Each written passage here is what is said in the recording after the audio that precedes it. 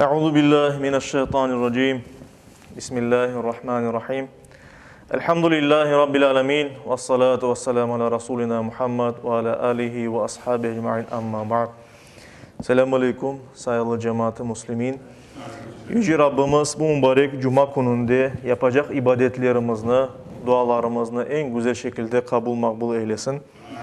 Sayılı cemaat, haberler kelgenine göre Rusya'da dan dalga başlagan eken koronavirus infeksiyasının, ona göre o'zingizga yaqinlaringizga muqayyat olunuz inşallah. Bugünkü mevzumuz ise hem vaazımızın hem de hudbemizin mevzusu çalışkanlar Allah'ın sevgili kullarıdır degen bir mevzu. Yani elbette biz bilemiz ki bir insan öz hayatını teminlemek için, özüne, yakınlarına bakmak için çalışmak gerek. Bir insan çalışa ve Allah bergen bereketini rızkına göre de kazana bu dünyada. Bazıları daha da ziyade kazana, bazıları daha da azca kazana ama bir insan elbette ki bu dünyada öz hayatını, yakınların hayatını teminlemek, onlara bakmak için çalışmak gerektir. Asıl da bizim dinimiz Müslümanını öyle yönelte ki, öyle ona bir vektör gösterir ki Müslüman pasif bir insan olamaz. Yani Müslüman bir kimse her daim hareketçi bir insan olmak gerek. Hareket etmek gerek. Şu cümleden Allah'ın razılığına yetmek ve Allah'ın razılığına yetmek için bu dünyada da birçok vazifelerini, mesuliyetlerini yerine en güzel şekilde yerine getirmeye tırışmak gerek elbet. Ve her bir Müslümanın onun mesuliyetlerine göre hem bu dünya için hem ahiret için bazı bir maksatları var. Yani bir Müslüman Allah'ın razılığına yetmeyi ister, cennetke barmağı ister, yakınlarının beraber cennette olmak ister, günahlarının az olmasını ister ve bunlar hepsi ahiretle alakalı ve insan ahireti için çalışır, tırışır. Hayırlı sevaplı işler becermeye, günahlardan uzak olmağa. Ama bu dünyada da etkanımız gibi bazı bir mesuliyetler var. Her bir insan kolunun tubunda olan bir kişi apayına ve ballarına, korantasına bakmak gerek. Bundan da gayrı cemaat var. Cemaat işi degen şey var. Cemaat mesuliyeti degen şey var. Ve ona göre de Müslüman cemaati camilerge, kimsesizlerge, tul kimselerge, muhtaç kimselerge, hastalarga yardım etmek, bakmak gerekler. Ve ona göre de elbet bütün bunlarını becermek için hem cemaat olarak hem cemiyet yani bir halk olarak mesela bir ümmet olarak Müslümanlar çalışmak gerekir. Her bir ümmetinin, her bir cemaatin, halkının birer azası gibi her bir Müslüman da tırışıp bunlarını yerine getirmeye gerektir. İşte bunun hakkında Yüce Rabbimiz ayet-i kerimede buyura. Necm suresinin 39. ayet-i kerimesinde Allahu Teala böyle buyuruyor. Estağfirullah. Ve elleyse lil insani illa ma sa'a. Doğrusu hiç şüphesiz insan için ancak tırışkanları vardır. Yani insanın tırışıp gayret etip çalışkanlarından gayrısı yoktur diye buyurulur. Bu şekilde buyurulur Kur'an-ı Kerim'de. Yani bir insan tırışıp bir şeylerini elde etse o onu koruyacaktır. Ve ona göre de mükafatını, cezasını alacaktır Allahu Teala'dan. Ve bu dünyada da onun tesiri öyle de olacaktır. Çünkü insan hayırlı işler yapkanda onun hayırlı bereketini bu dünyada da korur. Ahirette de korur. Bir insan yaman şeyler, bir şer olan şeyler, yamanlıklar, yaramaz şeyler yapsa onların menfi tesirini, yaramaylığını hem o bir dünyada günah olarak hem de bu dünyada korur elbette. İşte ayet-i kerimede hem Allah rızası için yapılacak, ahiret için yapılacak işler hem de dünya için yapılacak işler kast edilmekte. İnsan tırışsa ona göre de elde eder de buyurulur şu ayet-i kerimede. Bunu açıklayan bir ayet olarak Kasas suresinin 77. ayet-i kerimesinde Allahu Teala böyle buyuruyor. Estağfirullah. وَابْتَغِي ف۪ي مَا آتَاكَ اللّٰهُ الدَّارُ الْآخِرَةِ. Allah sana bergenlerinden ahiret dünyanı, ahiret evini kıdır diye Allahu Teala. Yani Allahu Teala şu dünyada, imtihan dünyasında bizim kolumuzga çok şeyler beri. Hayatımızı, soylarımızı, çalışıp kazanganlarımızın bereket, rızık degenimiz işte bütün bunlarını kullanıp Allah'ın razılığını ve ahiret yurdunu, ahiret evini, ahiret dünyasını kıdır diye Allah-u Teala. Ve devamında da buyura. وَلَا تَنْسَ نَصِيبَكَ مِنَ الدُّنْيَا Ve dünyada olan nasibini de unutma diye. Dünyada da senin payına düşkenlerini, yapacaklarını yapmak gereksin diye Allah-u Teala. وَاَحْسِنْ Ve iyilik yap, yaxşı şeyler becer. Kama ahsanallahu ileyk. Nasıl ki Allahu Teala sana iyilik, yaxşılık yaptı. Ve la tabghil fasada fil ard. Yer üstünde fesat, fitne çıkarma, isteme. İnnallaha la yuhibbul mufsidin. Hiç şüphesiz Allahu Teala karışıklık, fitne, bozgunluk çıkargan kimselerini sevmi diye buyura Yüce Rabbimiz Kasas suresinde. İşte biz hepimiz bilemiz ki kolumuzda olan her şey Allah-u Teala'dandır. Biz bilemiz ki Allah mutlak yaratıcıdır. Bizlerini, kolumuzda olan her şeyini, malımızını, mülkünü, her şeyini Yüce Rabbimiz Allah-u Teala yarattı ve rızıklarımızı da Allah-u Teala verir. Mesela Rahman suresinin 29. ayet-i kerimesinde Allah-u Teala böyle buyura. Estaizu billah. Yes'aluhu man fis semavati vel ard. Ondan köklerde ve yerde olan herkes soray. Allah-u Teala'ya dua edip herkes, köklerde ve yerde herkes Allah'tan bekleyip soray. Kulla yevmin huwa fi şa'an. Ve hiç şüphesiz Allah-u Teala her gün, her vakit, her dakika, her an sayın yaratmaktadır. Meşguldür. Yani meşgul degeni yarata. Bizim rızıklarımızı, bizim ecellerimizni, bizim yapacaklarımızı yaratmaktadır elbet. Bir merfu hadis-i şerifte, birkaç hadis menbasında geçken hadis-i şerifte Enes bin Malik'nin böyle rivayet etilgeni buyurulmakta. Enes bin Malik rivayet etti ki Peygamberimizin böyle ayetkanını bildiriyor. Hayrukum men lam yatruk ahiretahu li dunyahu. Sizin en hayırlınız ahiretini dünyası için terk etmegen bir kimse. Yani dünyaya dalıp kazanayım, ev kurayım, bir şey yapayım, mende çok şey olsun deyip ahiretini unutmagan bir kimse en hayırlınız değil Peygamberimiz. Ama sonra devam etti.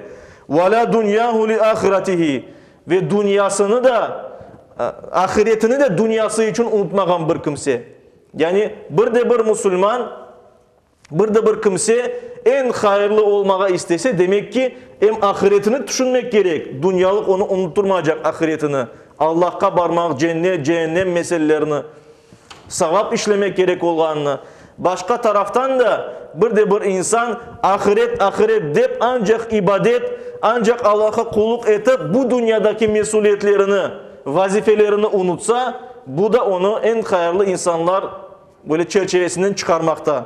En hayırlı insan hem Allah'ın sevabını, cennetini düşünüp hareket etken hem de dünyadaki mesuliyetlerini unutmagan bir kimsedir.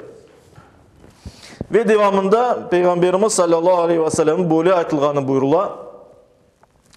وَلَمْ يَكُنْ كَلًّا عَلَى النَّاسِ Ve insanların en hayırlısı hem de Peygamberimiz sallallahu aleyhi ve sellem insanlarga ağır münasebette olmagan kimseler. Yani insanlarla güzel münasebette olan, böyle ağır onlarını baskan, eziyet etken kimseler değildir deyip buyura. Bukhari'de geçken bir sahih hadis-i şerifte Vehb bin Abdillah, Allah onun razı olsun, rivayet etti ki, böyle sözlerini ayta, Ahan Nebiyyü sallallahu aleyhi ve sellem beynel Müslüman ve beyne Selman ve Abi Derda.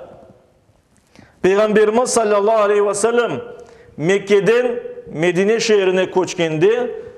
Mekkeli muhacirlerini, Mekke'den gelgen Müslümanlarını ve Medine'de yaşayan ensarlarını, onlara yardım etken Müslümanlarını aralarında ağa kardeşlik peyda etken edi. Yani birbirini ağa kardeş ilan etti. İşte her bir gelip koçken Müslümanın yerli Müslümanını birbirine ağa kardeş ilan etti. Ve böylece Peygamberimiz sallallahu aleyhi ve sellem Salman el-Farisi degen sahabini koçup gelgen sahabini, Mekke'den koçup gelgen sahabini Ebu Derda degen sahabinin ağa kardeş yaptı. Yani birbirine Kardeş gibi oldular onlar. Birbirine her daim yardımlaşaydılar işte.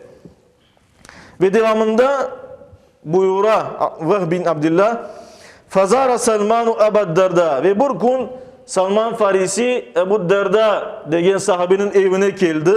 Ona ziyaret etmek için geldi. Fıra'a Ummu Derda mutebezzileten ve Ummu Derda'nı yani Ebu Derda'nın apayını perişan vaziyette gördü. Yani üstü başı böyle fıkareci, böyle miskin bir kadın dayın turaydı evinde. Fakale ve dedi Salman Farisi ma şe'nuk sana ne ola da sen böyle aldasın? Yani böyle sanki sana bir kimse bakmay. Kalet o kadın da dedi ahuke senin kardeşin, senin ağan Ebu Derda leysa lehu hacetun fid dünya. Dünyadan kolunu çekti değil. Senin kardeşin Ebu Derda bu dünyaya gözlerini kapattı ancak ahireti için çalışadı. Ancak ibadet, namaz başka bir şey gerekmiyor ona değil. Faca Ebu Derda bundan sonra Ebu Derda evine geldi. Fasana alehu ta'aman misafiri için Salman için bir aş hazırladı. Fekale lehu ve ona ayıttı. Aş koydu o güne ve ayıttı. Kul fa inni saim sen aşa ama ben oraza tutam diye. Yani ben aşamayacağım buna sana aş sen aşa dedi. Ama ben orazalım diye. Salman ise böyle ayıttı ona. Ma ana bi akirin hatta ta'kul sen aşamagancı ben aşamayacağım dedi Salman ona. Fa akala ve Salman da bundan sonra orazasını bozdu ve aşadı. Onun öz kardeşini, misafirge gelgen kardeşini. Falemma kana al-leylu zahaba Ebu Derda yaqum. Gece vakti gelgende ise misafiri için yer ayırdı yuklamağa, ozu turdu namaz kılmağa. Bütün gece namaz kıla eken Ebu Derda. Turdu namaz kılmak için.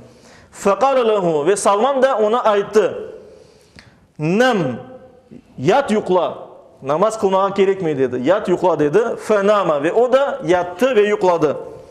Sümme zahaba yakum sonra gene de gece yarısında turdu namaz kılmak için. Salman gene ona ayıttı. Nem yat yukla dedi. Falemma kana min ahiril leyli fekale Salman ve gecenin sonki vakti teheccüd namaz vakti gelgende Salman turdu ve ona ayıttı. Kum el-an. Şimdi ise tur gel beraber namaz kılar dedi. Teheccüd namazlarını, nafile namazlarını bütün gece değil de gecenin bir kısmında turup yukularını bölüp namaz kılmağa turdular. Fasallina cemi'an gel beraber cemaatle kılayak işte cemaatle namaz kıldılar ve ona Salman böyle ayıttı. İnna li rabbike aleyke hakkan. Hiç şüphesiz senin Rabbin Allahu Teala'nın senin üstünde hakkı var. Yani Allahu Teala'nın hakkı var senin üstünde. Yani bazı bir vakitlerde Allahu Teala'ya kulluk etmek gereksin. Oraza tutmak gereksin. Namaz kılmak gereksin. Allah için hakkını vermek gereksin. Ve inna li nefsike aleyke hakkan. Ve hiç şüphesiz senin nefsinin, özünün, canının da senin üstünde bir hakkın var. Özüne de bakmak gereksin. Yani yükünü almak gereksin. Hasta olmamak gereksin. Aşağında aşamak gereksin. Böyle pek zayıf düşmemek gereksin de manada. Ve inna li ehlike aleyke hakkan. Ve hiç şüphesiz Kur'an Tanrı'nın üstünde hakkın var. Kur'an Tanrı'nın hakkı var senin üstünde değil. Kur'an Tanrı'na da bakmak gereksin. Onlarını aşatmak, doyurmak, giydirmek, onlara her şeyini teminlemek ve onlara dikkat ayırmak gerek. Kur'an Tanrı'na da bakmak gerek, laf etmek gerek, soramak gerek, ne var ne yok, alnı hatırını vesaire. فَاَعْتِ كُلَّ ذِي حَقٍّ حَقَّهِ Ve Salman dedi, her bir hak sahibine hakkını vermek gereksin dedi. Sadece Allah'a her bir umurunu böylece ayırmamak gereksin dedi. فَاَتَى النَّبِيُّ sallallahu aleyhi ve sellem فَذَكَرَ ذَلِكَ Ve Peygamberimiz sallallahu aleyhi ve sellem gelgende, Ebu Derda onun yanında olganda bütün bunlarını andı. Dedi bana Salman geldi benim evime böyle ayıttı bana. Doğru mu deyip Fakale Nebiyyü sallallahu aleyhi ve sellem sadaka Salman. Salman doğru ayıttı dedi. Salman doğru ayıttı. Demek ki her bir kimsenin hakkı var ve ona göre de biz ayıtamız. Müslüman ahireti için, Allah için tırışmak, yapmak, ibadet etmek gerek. Ama mühim bir şey var ki başka mesuliyetlerimiz var. Korantamızga, yakınlarımızga, herkeske de bakmak ve bu mesuliyetlerimizni, vazifelerimizni yerine getirmek gerekmez. Dinimiz boyunca terk-i dünya olmak, yani dünyanı tamamen terk edip barıp dağlarda yaşamak, böyle manah, rahip olmak dinimizge göre öyle şey yok. Yani Müslüman cemaat içinde, cemiyet içinde insanlarla beraber yaşa, insanlara yardım ete ve ahiretine de Allah-u Teala'ya ibadet etmekini de her bir vakit unutma elbette. Bunun için en güzel misal bizim Peygamberimiz sallallahu aleyhi ve sellem çok bir hadis-i şerifte buyurulğanı üzere Peygamberimiz de sizden en yaxşınız menim dey. Allah'a en yakın kimse menim dey Peygamberimiz. Çünkü Allah'ın peygamberidir. Allah'ın en sevgili yaratığıdır. Ama Peygamberimiz dedi, men kimerde gecelerde yuklayım, kimerde gece turup namaz kılam. Bütün gece namaz kılam. Ama kimerde bütün gecede yuklayım dey. Teheccüd namazına sadece tura mesela. Salman Farisi aytkanı gibi, yapkanı gibi. Ve Peygamberimiz bazı vaktlarda oraza tutaydı, bazı vaktlarda tutmaydı. Ve hatta bazı sahabiler şu cümleden Ebu Derda dediler ki biz isteyimiz her gün orada tutmağa, her gün orada tutacağımız dediler. Peygamberimiz dedi bazı vaktlarda tutunuz. Dedi ki mesela her bir ayın 3 gününü tutunuz. Sahabeler aytalar biz daha ziyade tutmağa isteyimiz. O ayta aytsa her hafta 2 gün tutunuz. Bazar ertesi, cuma akşamı günlerini. Biz daha da ziyade tutmağa isteyimiz dediler sahabeler bazıları. Peygamberimiz dedi aysa Davud aleyhisselam'ın orazasını tutunuz dedi. O nasıl oraza deyip soralganda Peygamberimiz dedi o bir gün orada tutaydı, ikinci günü tutmayaydı dey. Bir gün tutaydı, bir gün tutmayaydı dey. Yani böyle nöbetleşip orada tutaydı sıranen. Ve sahabeler ayetler biz daha da ziyadesini yapabiliriz. Peygamberimiz dedi bundan hayırlısı yok dedi. Yani her gün orada tutmak demek ki bundan hayırlı değildir. Ona göre de saygılı cemaat özümüzün, bedenimizin, etraftaki olan insanların her birinin hakkını yerine getirmek gerekmez. Ve hakkını yerine getirmek meselesinde elbette helal kazanç meselesi ortaya çıkar. Çünkü biz yakınlarımızın, korantamızın herkesine bakmak gerekmez dedik. Ama bunu yapmak için haramla değil, ancak helal'la bakmak gerekmez yakınlarımızına. Haram degenimiz saygılı cemaat, birinciden bu doğrudan haram olan şeyler var, günah olan şeyler var. Mesela domuz eti, Allah için kesilmegen insanın eti ya da işte domuzdan yapılgan bazı bir maddeler, bu ayakkabı olsun ya da mesela bir kurtka olsun vesaire. Bunlar dinimizge göre yasaktır. En aşaması, en kelimesi haramdır. Doğrudan böyle. Ama bazı şeyler var ki onlar aslında haram değil ama kazanganda insan onlarını haram yolun kazanganı için onlar haram olur. Mesela bir kimseden bir şey kırsızlansa ya da faizle bir iş yapılsa, faiz verilse mesela para verilse üstünden de para kaytarıp o üstündeki parası haram olur dinimizge göre. Ve böylece kazanılgan haksız yerge haram yolun kazanılgan şeyler de haramdır ve bunlara dikkat etmek gerekmez. Çünkü bu pek mühimdir dinimiz boyunca. Peygamberimiz Bukhari'de geçen bir hadis-i şerifte böyle sözler aytkan edi. Ma akala ahadun ta'aman qattu khayran min an yakula min amali yadi. Hiçbir insan, hiçbir kimse öz kolunun kazanganından daha hayırlı bir lokma aşamagan, daha hayırlı bir şey kazanıp aşamagan dey. Yani öz kolunun bileginin, elinin kuvvetinin çalışıp ter töküp bir kimse kazansa bu en hayırlı kazanç dey Peygamberimiz sallallahu aleyhi ve sellem. Ve inne nebiyallah Davud aleyhisselam kana ya'kulu min amali yedih. Ve o misal olarak Davud aleyhisselam'ı getirdi. Davud peygamber, Allah'ın peygamberi kazanıp öz kolunun kazanganlarından aşağı edi dey. Yani Davud aleyhisselam biz bilemiz o Beni İsrail Yahudilerinin başında olan, onların hükümdarı, padişası olan bir kimseydi. Ama padişah olanına bakmadan o demircilikle uğraşaydı, demirden şeyler yapaydı, onlarını sataydı ve ondan alıp, bir şeyler satıp alıp ondan aşağıydı. Padişah olmasına bakmadan. Saygılı cemaat, helal kazanç bu pek mühimdir biz ayttık. Hem de her bir Müslümanın vazifesidir. Hem de büyükten büyük savaptır elbet. Buyukten buyuk savap. Eğer Kur'an'tamızga elal aşlar, elal kazanç, elal para getirsek, bu bizge buyukten buyuk savap ve boyun borcumuz farzdır elbet. Bunda Yüce Rabbimiz mesela Cuma namazını bizge anlatar. Bu mevzuyla alakalı olarak Cuma suresi var. Cuma suresinin 9. ve 10. ayet-i kerimelerde Allahu Teala böyle buyuruyor. Estaizu billah. Ya eyyühellezine amenu, ey iman etken kimseler, İza nudiya lis-salati min yevmil cum'a, Cuma günündeki namazga çağrılganınız vakit, fes'av ila zikrillah, Allah'ını anmak için, yani namaz kılmak için aşıkınız diye buyuruyor Allahu Teala. Ezan eşittiniz mi? Namaz kılmaya aşıkınız diye, Cuma namazını kılmak için. Yani bu bunda Allah'ın emridir. Ona göre bir kişi Cuma günü gelip bu ayetke göre Cuma namazlarını kılmak gerek. Vazarul bey' ve alışverişini kaldırınız diye. Alışverişinizi bırakınız. Alışverişle beraber başka bütün işlerinizi bırakınız. Namazga barınız diye Allahu Teala. Zalikum hayrul lekum. Bu sizler için daha da hayırlıdır.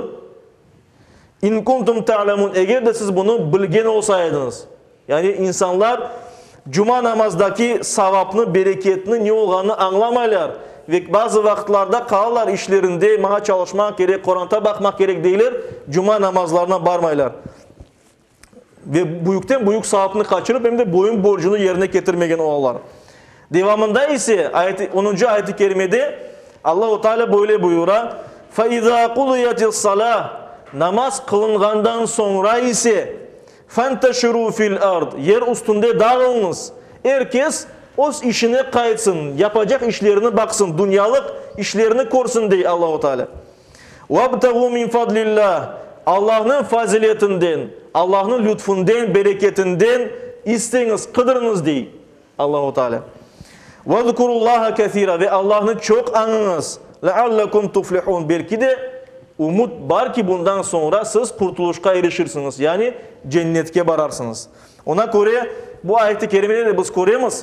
Allah için, ahiret için gelip Cuma namaz kılmak gerek. Cuma namazdan sonra ise o işlerine kayıtıp dünyada nasibini kıdırmak gerektir. Bu ayet-i kerimede Cuma namaz meselesinde de biz bunu koruyoruz. Ve bundan koşmak gerek. Dünya için yapacak işlerimiz var, mesuliyetlerimiz var biz dedik. Ama iş ondadır ki, dinimizin güzelliği odur ki, Allah-u Teala'nın merhameti odur ki, bizler yapacak bu mesuliyetlerimizni, vazifelerimizni Allah için yerine getirsek, o da bizge ahiretimiz için yapılacak adımlar olacak, savap getirecek. Kur'an'tamızga bakmak boyun borcumuz. Ama Kur'an'tamızga Allah için, Allah emir etti, bakmak gerek deyip tırışıp yapsak, bizge onun savabı gelir. Ve biz bu savabka göre ahiretimizni kazanacakmız inşallah. Ona göre de dünyaya daldı deyip aytmak gerek mi bir insan için? Eğer Allah için bunlarını yapsa, kazanmaya tırışsa, hayırlı işler becerse, yüreğinde Allah için yapmak niyeti olsa, o ahiretini de dünyalığında kazanmaktadır. Hatırlayıq ki Allah için yapılan her bir hayırlı iş birer ibadettir inşallah. Şimdi Kur'an'tanı bakmak meselesinde vaktimiz tam aman aman bitmekte. Peygamberimizin birkaç hadisini aytayıq. Yani vaktimiz ne kadar yetecek olsa. Bukhari'de geçken bir hadis-i şerifte Ebu Hurayra Allah'ın razı olsun rivayet etkenine göre Peygamberimiz sallallahu aleyhi ve sellem böyle buyurdu. El yedul ulya hayrun minel yedis sufla. Üstteki kol, tüpteki koldan daha hayırlıdır diye Peygamberimiz. Yani bergen, yardım etken kol, algan koldan daha hayırlıdır diye Peygamberimiz sallallahu aleyhi ve sellem. Ona göre de yardım etken insanlar olmaya tırışmak gerekmez. Yardım algan insanlar değil. وَبْدَ بِمَنْ تَعُولُ Ve Peygamberimiz değil ki, bakkanlardan başlamak gerek değil. Bakkanlardan başlayacaksın değil. Yani bakkanların kimler? Senin Kur'an'tan ailen. Ailene en evvela yardım etmeye gerek insan. Ve hayrus sadakati ma kana an zahril gina. Ve en hayırlı sadaka ise de Peygamberimiz sallallahu aleyhi ve sellem zengin olmaganda verilgen sadaka değil. Başka bir hadiste muttefakun aleyh, Bukhari'de, Müslim'de, diğer hadis kitaplarına geçken bir hadis-i şerifte Abdullah ibn Mesud, Allah onun razı olsun, rivayet etti ki Peygamberimiz sallallahu aleyhi ve sellem böyle buyurdu. İza anfaqar raculu ala ahlihi nafaqatan, bir kimse öz korantasına, bir insan, bir kişi, er kişi korantasına masraf etken olsa, yahtasibuha, bunu çin yürekten, temiz yürekten Allah için yapsa, fahiye lehu sadaka, bu onun için sadaka olacak ve sahabı gelecektir diye buyurlar. İşte saygılı cemaat, ona göre de tırşayık, hem ahiretimiz için, hem dünyamız için tırşayık ve dünyada tırışkanımızda hayırlı işler becergende de bunu ancak Allah için yapayık ki ahiretimizin böyle sevapları daha da ziyade olsun. Yüce Rabbimiz her birimizge Allah'ın razılığına yetmeye, cennet ehlinin olmağa nasip eylesin. Amin.